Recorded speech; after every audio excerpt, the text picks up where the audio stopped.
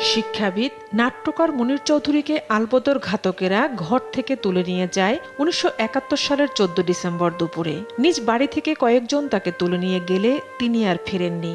তার মরদেহ খুঁজে পাওয়া যায়নি। ডিসেম্বরে পাকিস্তানি হানাদার ও আলবদররা যে বুদ্ধিজীবী নিধনযজ্ঞ শুরু করেছিল সে তালিকায় শুধু মুনীর চৌধুরী নন, দেশের সেরা এমন আরও বুদ্ধিজীবীকে ঘর থেকে তুলে নিয়ে গিয়ে হত্যা করা হয় শহীদুল্লাহ কায়সার, গোবিন্দচন্দ্র দেব, মোফাজ্জল হায়দার চৌধুরী, জ্যোতির্ময় গুহ ঠাকুরতা, আবুল খায়ের, আনোয়ার পাশা, ডাক্তার আলিম চৌধুরী, সিরাজউদ্দিন হোসেন, সেলিনা পারভিন সহ অনেককে। এরপর নির্মমভাবে হত্যা করা হয় জাতির সূর্য সন্তানদের।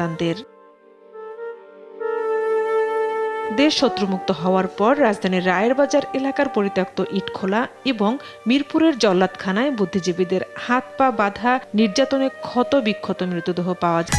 ভিগো ওয়্যার গার্ড প্রয়োজন মতো বাঁকানো যায়, অধিক চাপেও ভাঙে না। ভিগো। প্রথম ওরা যখন বেল দিয়েছে আমার চাচা যান গেটে, এবং গেটে তখন ওরা প্রথমে চিনতে পারেনি।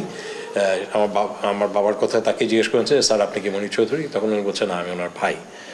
তো একটা ব্যাপার সুস্পষ্ট যে যারা কথা বলছিল তারা বাঙালি। বাবা তাদেরকে বারবার জিজ্ঞেস করছিলেন কোথায় যাবেন, তো ওরা খুব স্পষ্ট করে কিছু বলেনি। 14 তারিখ থেকে শুরু করে 16-17 পর্যন্ত আমরা কিছুই জানি না যে কোথায় কি হয়েছে, কারণ ওখানে অন্তত 3-4 দিনের তো মৃতদেহ, এবং কারো কারো হয়তো চেনা গেছে যাদেরকে পরে ওখান থেকে এনে ঢাকা বিশ্ববিদ্যালয়ের ওখানেও কবর দেওয়া হয়েছে, কিন্তু আমার বাবাকে আর শনাক্ত করতে পারা যায়নি। স্বাধীনতার পর শহীদ বুদ্ধিজীবীদের স্মৃতির প্রতি শ্রদ্ধা জানিয়ে 14 ডিসেম্বর দিনটিকে শহীদ বুদ্ধিজীবী দিবস হিসাবে পালন করা হয়। বছর পেরিয়ে আবারও দুয়ারে হাজির সেই বিষাদ বেদনার স্মৃতি জাগানিয়া 14 ডিসেম্বর শহীদ বুদ্ধিজীবী দিবস। মহান মুক্তিযুদ্ধের শহীদ বুদ্ধিজীবীদের চিন্তা চেতনা তরুণ প্রজন্মের মধ্যে ছড়িয়ে দেওয়ার তাগিদ শহীদ বুদ্ধিজীবীদের সন্তানদের। আবার অনেকেই বিভিন্ন সময় রাজনীতিবিদদেরকেও দিক নির্দেশনা দিয়েছেন যে কি ধরনের চিন্তাভাবনা জায়গা থেকে আমাদের ভবিষ্যতের জায়গাটা এগিয়ে যেতে হবে।